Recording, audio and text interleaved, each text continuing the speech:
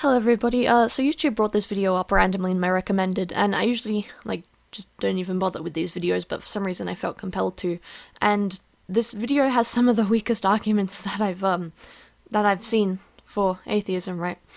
And, I mean, you might say oh, then why bother with this one and not one of the better arguments? Well, because people are still convinced by these ones. You can check the comments to see that. But also because, I'm a relatively new Christian, and I don't want to make Christianity look incoherent by just myself being incoherent, right? Because I haven't, fully completed my Bible or anything like that.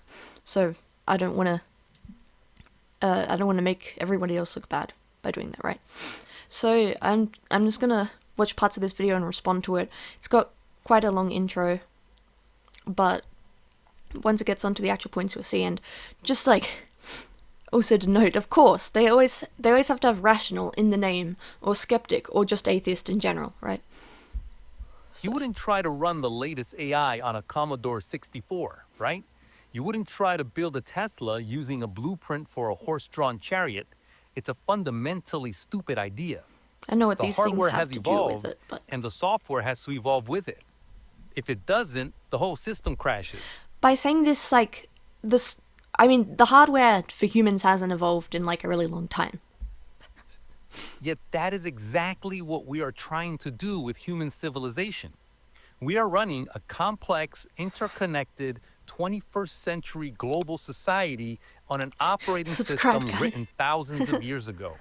A piece of software designed in the Bronze Age by desert tribesmen who thought the sky was a solid metal dome and that sickness was caused by demons. I mean, there's a lot of things. We also invented the wheel a really long time ago, and we still use wheels. And granted, we improved them, but we don't just say, well, we don't need wheels anymore. So, this isn't a very good argument for why it's bad. That ancient software is religion.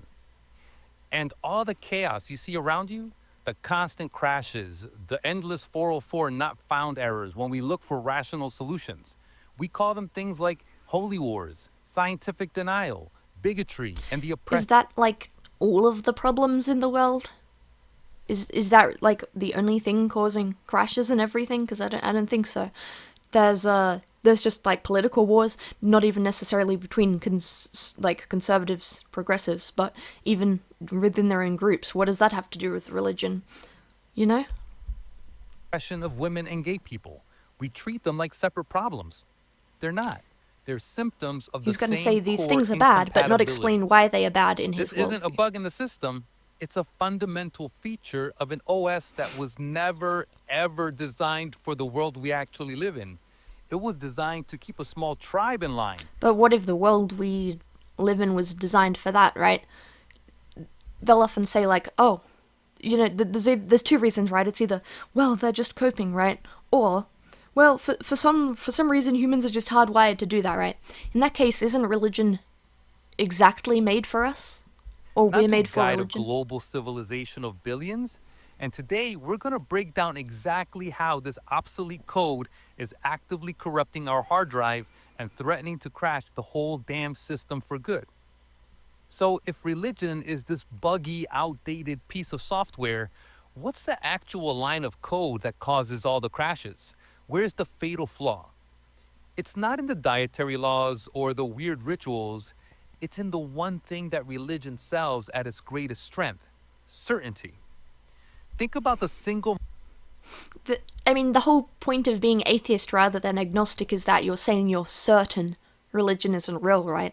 If you were saying you're not certain of that, you would be agnostic, even though a lot of people do seem to say they're atheist when they're more so agnostic. But lots of people are certain about lots of things. That's not a religious thing. People will just be certain about stuff. Most powerful phrase in human history. The phrase that launched every discovery, cured every disease, and built every piece of technology you rely on. It wasn't "God said so." It wasn't "it is written." It was two simple words. What if? Well, lots of Christians invented things by saying what if. Their religion didn't stop them from thinking what if, or discovering things. Followed by the four most important words. I don't know. Let's find out. That phrase. The four most important words? That's 6.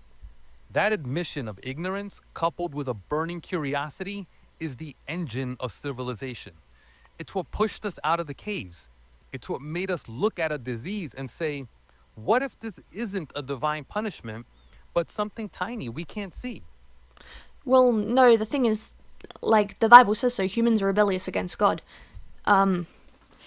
People trying to cure diseases isn't well, first of all, God doesn't want people to suffer, right? So curing diseases isn't rebellious in that sense. But if you're saying, oh, it's a divine punishment, why are they going against it? Well, because they just go against what God says, right? That's how we got germ theory and antibiotics. But religion's most powerful tool is the exact opposite. It's not a question mark, it's a full stop. It's a period. That's not its most powerful tool. You're constantly meant to come closer, understand more. You're not just meant to, like, be told everything and just be like, okay then. You're meant to interpret it and really understand it. You're not meant to just know, but understand. The end. Religion tells you to stop asking questions because the ultimate unchanging answers are already right here in a book. A book allegedly dictated to some guy in a cave or on a mountain centuries ago. A guy who, by the way, we have no real evidence ever. I like how he's saying, like, some guy in a cave, it was allegedly dictated to try and make it sound like less, but he doesn't mention who is supposed to have dictated it to that some guy in a cave. Existed. It replaces the engine of discovery with the emergency brake of faith. Well, okay, yeah, we don't... It's a bit hard to say, like, for sure that Moses existed, right? But it's pretty easy to say for sure that Jesus existed. Most, like, atheist or agnostic scholars still believe Jesus existed, right? Jesus said Moses existed, so... Science or implied says, it, at the very here's least. our current best explanation based on the evidence. Now, go try to break it.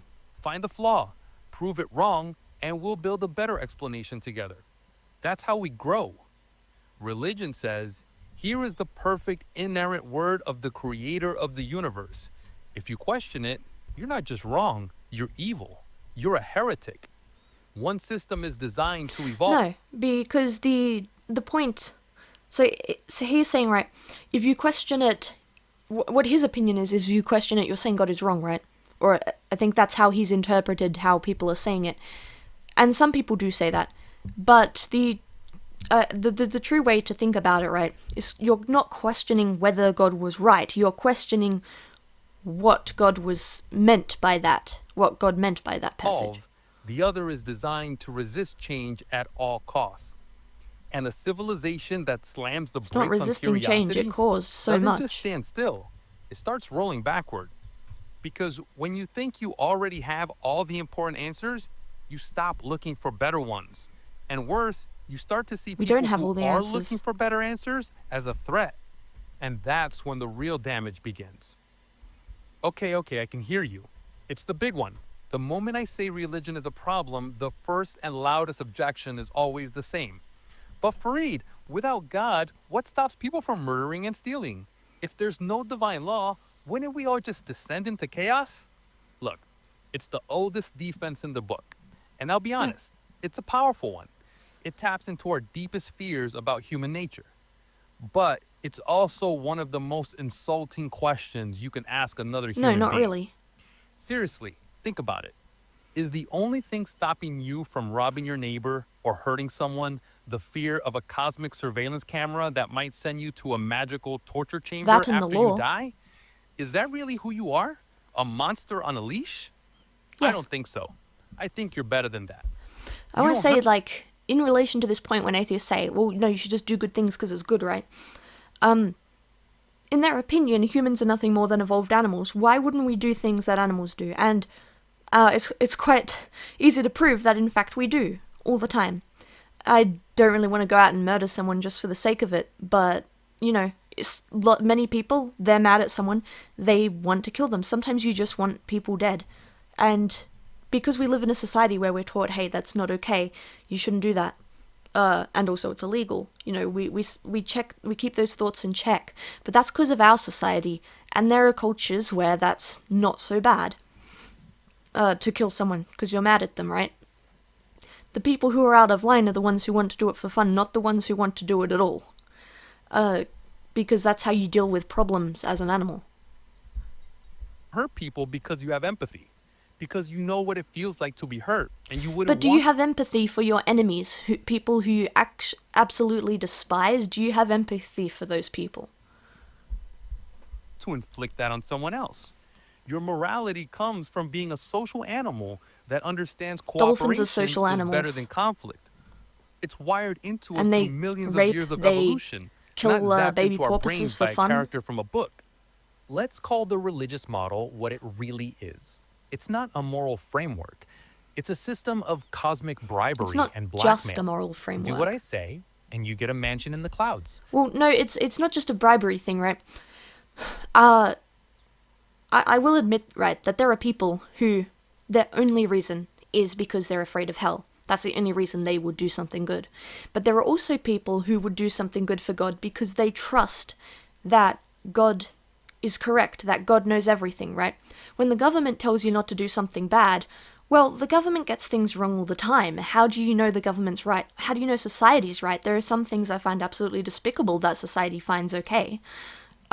So how do you trust them? But if God says, hey, this is wrong, you must not do this, you should trust him. Not just because you're afraid of punishment, but because you trust that your actions are objectively bad, not just societally bad, not just other humans who are not any better than you think it's bad, but they might change their mind in the future at some point. Disobey me, and you burn forever. That's not morality. That's obedience training. It's the kind of deal a dictator makes, not a loving creator. Secular morality, on the other hand, is based on something real. Well, first of all, annihilationism is becoming more popular now, which basically just says the punishment for disobeying God, and more accurately, for not having faith in God and accepting Jesus' gift, is that you will just suffer the atheist death, right? And, you know, a lot of them say, oh, it's not that bad, right? So if that's the case, yeah, keep doing what you want and you'll get what you expect. So it's not really a threat, is it? It's not bribery. Yeah. Real and observable consequences. Real and We don't need observable, an how? ancient text to know that a society where people trust each other I is can better. observe that I like this more, but some people don't, right? I can observe that I like a society with rules and morals, but that's my personal thing. Some people just want complete anarchy. Than one where they don't. We can figure out that helping the poor is a good idea because we can see that it reduces suffering and creates a more stable, healthier But community why should I for care about everyone, their suffering? including ourselves. I do, but I'm We don't asking need why. commandments carved into stone. We have reason, we have empathy, and we have the shared goal of creating a world that's less miserable for everyone in it. That's not a flimsy, subjective opinion. That's a real, tangible project. So not only is religion not necessary A lot of people don't care at all. They either don't think about it or just actively don't care about it. And I don't think that's unnatural. I don't think that makes them sociopaths. I think that they, you know, it's not right in front of them. It's not bothering them.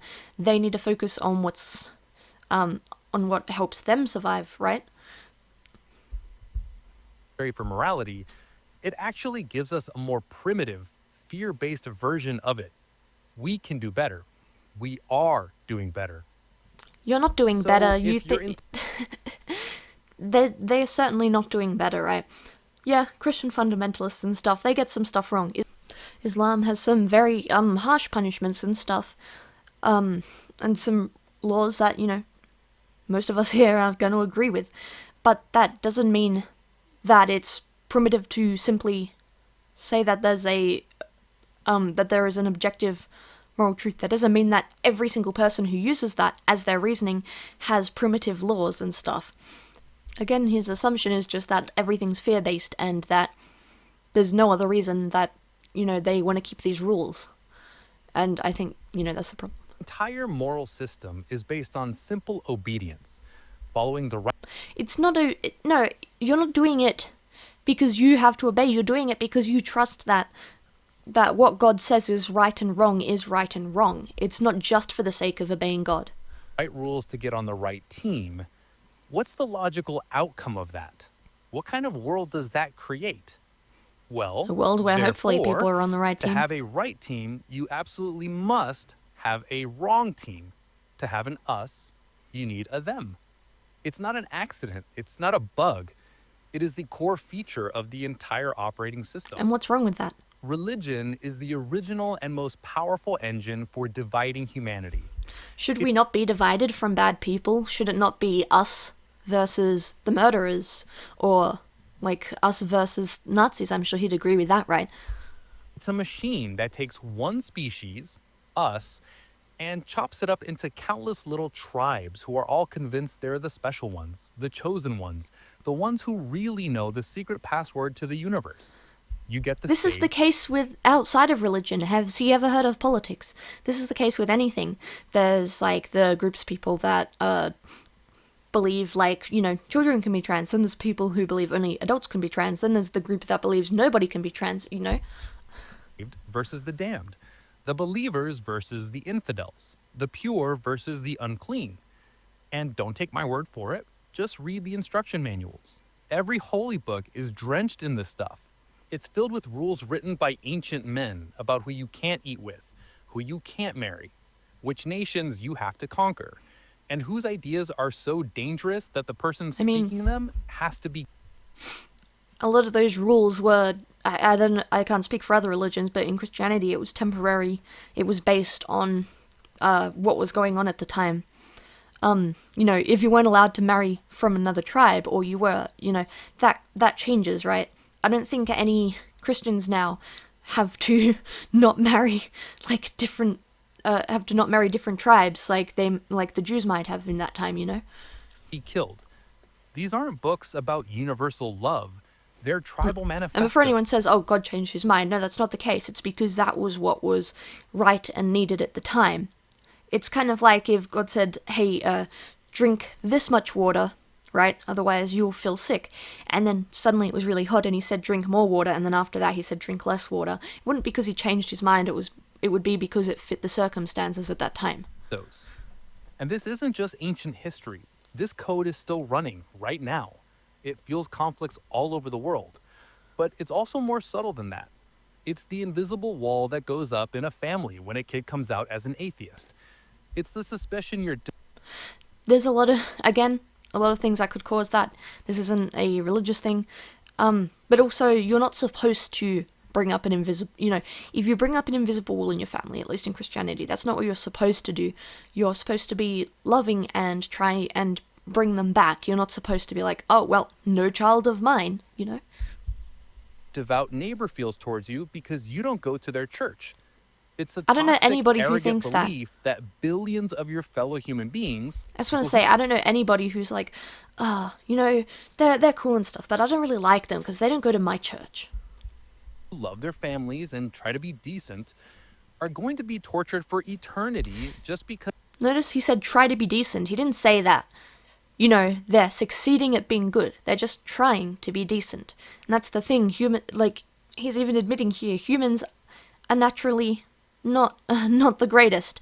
Being good is pretty difficult. Because they were born in the wrong country and taught a different set of stories. Religion claims to build community, and it does. But it does it by drawing a circle. You And can't the build very a community act of with the drawing that entire circle world. to define who's in inherently defines who's out. And that right there is the seed of conflict. It's not a path to peace. It's a blueprint for endless division. Okay, so we've talked about certainty, morality, and division. And right about now, a lot of people are probably thinking, fine, Freed. Maybe you have a point on some of that stuff. But what about comfort? What about meaning? My faith gets me through the hard times. It makes me feel like my life isn't just a random accident. And I want to be really clear about this. I get it. I truly do. The universe is a massive, seemingly indifferent place. We're born, we live for a cosmic blink of an eye, and then we die. That can be terrifying. The human need for comfort, for community, and for a sense of purpose is 100% real and valid. But we have to look at how religion delivers that comfort. Because Pretty it's a well. bit like an arsonist who sets your house on fire and then shows up selling fire insurance. Think about it. First, religion tells you that you're fundamentally broken. Because you are. You were born with original sin. You are inherently flawed, dirty, and Not everyone unworthy. believes in original sin. but Second, yeah. it tells you that when you die, you face a terrifying judgment, with the default option being an eternity of lots of them unimaginable don't. suffering in hell. It creates a profound Sounds like he's only disease. talking about Abrahamic And then religions here. it turns around and sells you the exclusive cure. A cure that only it can provide through its rituals, its books, and its leaders. The cure isn't for It's hell. a brilliant business model, I'll give it that. But that's not comfort, that's emotional manipulation. So he doesn't understand here, right? Because he's saying that religion sells you the problem. No, there just is a problem, right? You don't need Christianity to say, or any other religion to say, hey, the world kind of sucks. You don't need them. It's not selling you the problem. Just because it adds hell into it, hell is more so a comfort as well, because it's saying the bad people they'll have even worse than we'll have right here. It's saying we're all going to suffer now, and then the bad people will suffer more and will not suffer again. But also, like I said, not all religions have a hell, or even an afterlife for that matter. For those who always say it's about coping, not all of them even have an afterlife. Apparently, it's not even a big thing in Judaism, which Christianity is like a sequel to. And also, as I said, hell could just be annihilation, so the atheist view anyway, so why are they worried? It's relieving a terror that it created in the first place. And what about meaning? Religion tells you that I don't you're care a about special meaning, sir. creation, a character in a grand cosmic drama. And that feels good. But it's a pre-written story where you're just an actor following a script. So? It's the same... Okay, I get that it feels like we have free will, right? But regardless of your worldview, we don't. It's either that, stuff is deterministic, we're just a computer computing what the best outcome is, in which case it's not our choice. It's our computer just saying this would be the best way, so... And of course, people can make bad choices, but it's still because their computer thinks that somehow this will make it better. Or, more accurately, they are the computer. But do computers make choices, or do computers just go to what seems the best? And, yeah, even if you try really hard to not do that, all that's happening is that the computer's saying, it would be good to do what's not good. So, and at least in one world without free will, you get a happy ending, right? Wouldn't it be nice to be a character in like a children's show where every day is just chill? I mean, technically you would be being written by a scriptwriter, but who cares? You're having fun. You feel like it's your own decision because you don't know anything else. The writer is writing that you are making this choice, so it doesn't matter. I've never had like much of an interest in the whole debate about like free will and meaning and all that stuff, because I don't care. I'm more interested in what is happening. I don't care why, I just care that it does. The secular worldview offers something so much more powerful. It says this: you are not a character in someone else's story, you are the author of your own. Your life isn't meaningful because some invisible being assigned it a purpose. It's meaningful because of the love you give, the connections you forge, the knowledge you gain, and the kindness What if you die as a show. baby then? You don't find meaning, you build it. We find comfort in the arms of the people we love, not in the pages of an ancient book. Okay, but what if all your loved We ones find die? meaning in working to make this one life, this one world, a better place for the generations that will follow. Okay, but We what about find when all awe those not- generations just end? Then what? What if, like, some kind of extinction event happens, or even if we made it to the heat death of the universe, what if we couldn't fix that? I mean, it's my belief that surely in an entire Google we would have figured something out, but what if we don't? not in creation myths, but in the staggering, mind-blowing reality of the cosmos. The need for comfort is real, but the idea that religion is the only place to find it, that's the biggest It's not myth that of mind all. blowing. It's mostly just empty nothingness that behaves in a very kind of confusing way and stuff. But it looks cool, but there's not actually much that's cool about it, right? Earth is way cooler than what's out there. I'm gonna say that. So let's recap. We've got a system that trains people to value certainty over curiosity, obedience over empathy, and their own tribe over the rest of humanity. This is just not true. As I explained the other ones. A system that uses fear as its primary tool for comfort. So Well, no, what you're happens supposed to be when doing you it out of inject that trust, not mindset fear. If you're doing it out of fear, directly you're into wrong. the bloodstream of a modern technological civilization? What's the result? Therefore, you get the world we're living in right now. You get a society that is actively sabotaging its own ability to solve its most critical problems. You get a war on science. In the United States, the most scientifically advanced nation on Earth, a 2019 Pew Research poll found that 40% of adults believe humans have existed in their present form since the beginning of time. Among white evangelical Protestants, that number is a staggering 57%. They are being taught a Okay, but Bronze Age myth who cares? instead of the fundamental principle of biology. These people aren't You get a these war people on the weren't planet. going to be rocket Why scientists in bother the with first climate place. change It's when not the really. stories in your holy book It's not tell affecting you the us. world is going to end in a fiery apocalypse anyway? For millions, environmental collapse isn't a crisis to be solved, it's a prophecy to be fulfilled.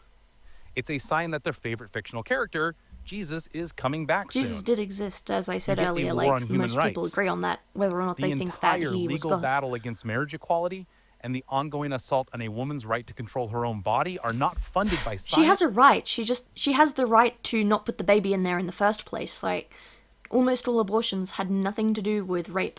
I say that. Or reason. They are fueled almost exclusively by religious dogma. People are using rules from an ancient storybook to deny real, living people their fundamental rights. But he's not going to explain why This these are is rights. the poison in the well. And what does he mean fundamental rights? Like we're just animals. It's the idea that a personal belief gets a free pass. But these beliefs don't stay personal. They spill out. They become laws. They become school curricula. They become foreign policy.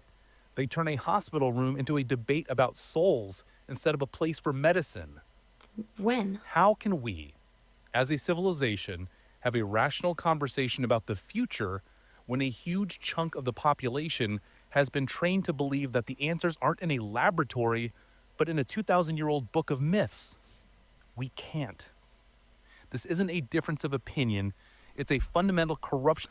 I mean, this is a difference of opinion in that you can take the Bible as scientific explanation or as philosophical explanation, right? You can say Genesis was literal, or you can say that Genesis is a philosophical explanation of everything. Of the process we need to survive and thrive. So, Sorry, my phone just rang. certainty is a bug that corrupts our ability to ask questions.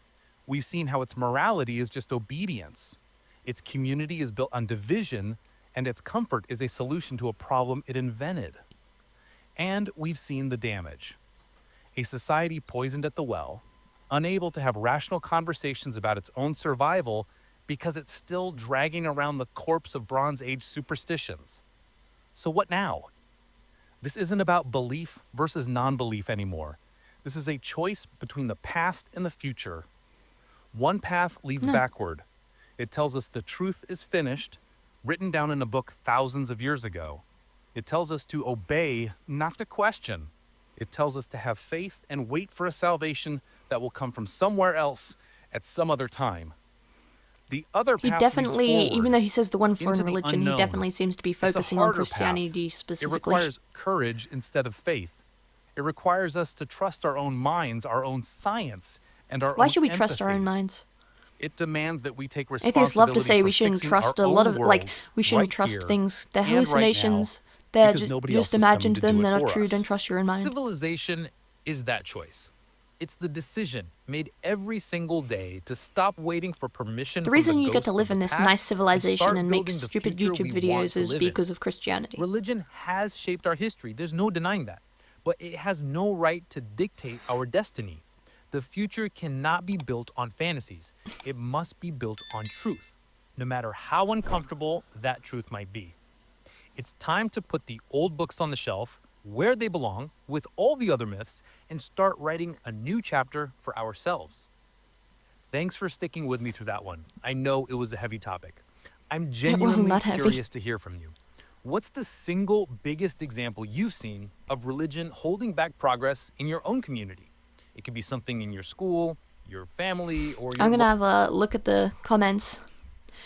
They're technically, I don't even know about this, to be honest.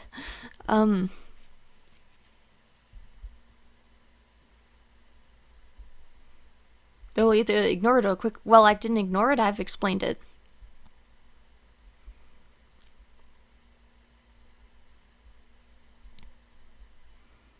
We should look at Dark Age Europe, libraries burned, people with heterodox beliefs and witches killed and horrifically tortured by violent fanatics, where technology was akin to witchcraft.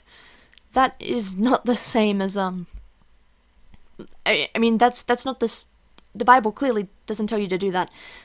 People being mistaken is a different thing, but also, if witches actually did exist, would they be wrong? It's something I've heard. And of course you're going to say they don't exist. And, probably not. But the Bible says there were people who used magic at one point, and they were wrong.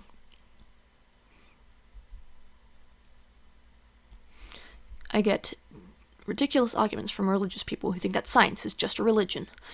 Well, the scientific method isn't a religion, but people who just tout science all the time didn't do the research themselves. They're just believing what the scientists tell them and stuff.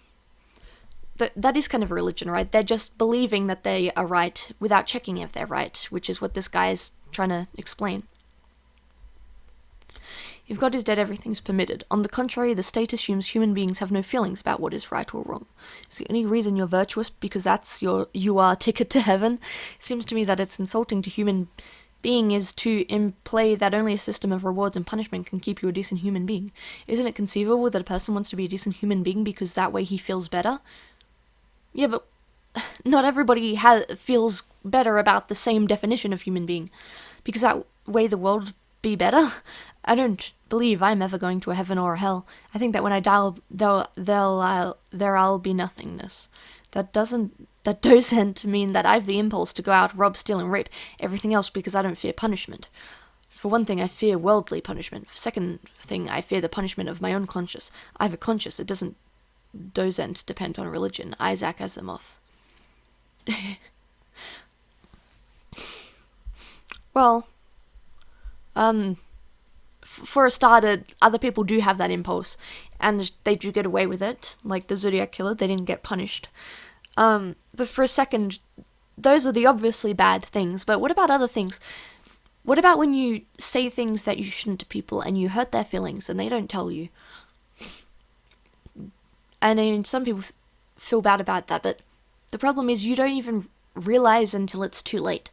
And the Bible kind of brings this up briefly. I remember at least a part in the New Testament where it's saying, like, if somebody believes they would be sinning, then even if it's not sinning, you shouldn't force them to, right? You shouldn't make them do something they believe is sinning. And I might not be interpreting the passage in the fully correct way, but a lot of people don't get that, right? They will argue the point with people to make them do something that they feel is wrong. And that doesn't seem to come naturally to people, that you shouldn't do that. Too bad, those of us that see through the BS have mostly all been sabotaged and or financially ruined. How? Have you been... My aunt is a militant atheist, and she is way... well, she has more money than me, I'll say that. Felon Trump models himself, of course. Okay, we've got someone here explaining, like, having faith doesn't require you to stop. Yeah.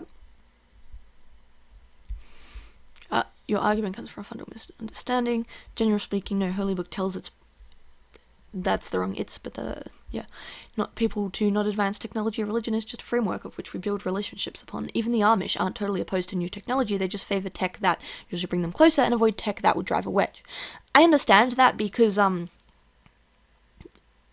lot of technology is bad for you. I mean, we're all using it, but that's because we've grown up, we've gotten used to it, right? Now it just feels wrong to not use it. But if you're living in an Amish village, you're not going to be sad because you don't have a phone. They probably have better mental health. Blaming religion for the oppression of women when even secular cultures have a history of the same sins is historically tone deaf, yeah. I'm talking about the cultures that saw women as so low that men would sleep with each other and only use women as incubators. I didn't know about that specifically. Women's suffrage and the ending of slavery has been linked to Christian activists throughout most of the world. In contrast, we have China, a secular country that to this day practices slavery. The Uyghurs in China have been persecuted and subject to human rights violations since 2014. I agree with that, yes, and also North Korea is quite harsh on religion as well. You're only meant to, worship the Kims. This isn't whataboutism, this is me pointing out that evil exists in both religious and secular societies. Unless in your view the Uyghurs in China deserve to be put in concentration camps and raped based on what China observed, the best conclusion is that evil isn't born from religion but from the human heart, and I agree, but I'm curious to see what he says to that. Evil comes from ignorance and power, not hearts or God, and religion amplifies both by sanctifying authority and discouraging critical thought. Someone doesn't become evil simply after they become powerful. The evil is always there. I agree with this. I think that certainly their evil grows worse when they become powerful, but I think that in order to become powerful, you have to have a degree of it. I don't think that the meek automatically just become the prime minister or something. You think Diddy got rich and became a sexual deviant, or was the willingness to do all of those things always there and power gave him the confidence to act on it? Does the opportunity to commit evil produce evil, or is evil waiting for the opportunity to act? Does a tree's capacity to catch fire exist before the spark, or does the spark unlock the capacity to catch fire? I agree with that. Religion and Jesus Christ are being used to spiritually castrate people from... It's like saying kill the and save the man. And now he's just replying with... So It seems like what this person... It seems that this person agrees with spirituality, just not religion, and so I don't think he understood that from what he responded with. Religion is of fraternity, and all roads lead to Rome, aka Troy. Turkey, aka Greece, Crete. And America is the military and propaganda machinery. Their cretin, Cretes, Paul preached to those converts, and they were known to be lares and brutes. I don't know about my community, but when my mother unexpectedly died, I wanted to have her organs donated. She was a cardiac surgeon. She would have loved to use her body to save lives in death as she did in life. She wasn't even religious, but religious people forced the burial of her body, organs and all.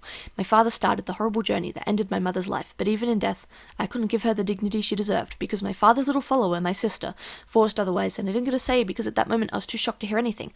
My religious SHIT family stole from my mother, her last chance to save lives, just like they stole her life from her. And then he says, that's heartbreaking, and it shows how blind beings to belief can override empathy, reason, and someone's true wishes. Well, I would assume they're fundamentalists or something, right? Because both of my grandparents, they were big believers. They fully believed in Jesus. They weren't scared. Both of them both of them wanted to be. I've forgotten the word. I don't even remember the word. Incinerated. Both of them asked for that. They didn't have that belief. Not everybody has that belief. I'm not sure which ones exactly do. But this is another fundamentalist thing. It's not a religious problem. It's an extremist problem, I think, would be the best way to explain it.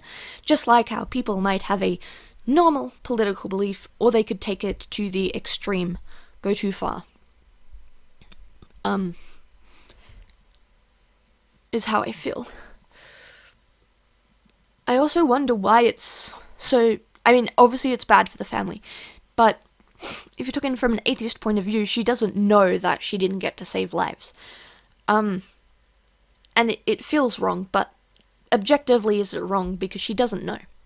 I mean, objectively, would it be wrong if she did know? I have to ask. It seems like it's just a matter of opinion, but... anyway, that's all about that. So, see you guys.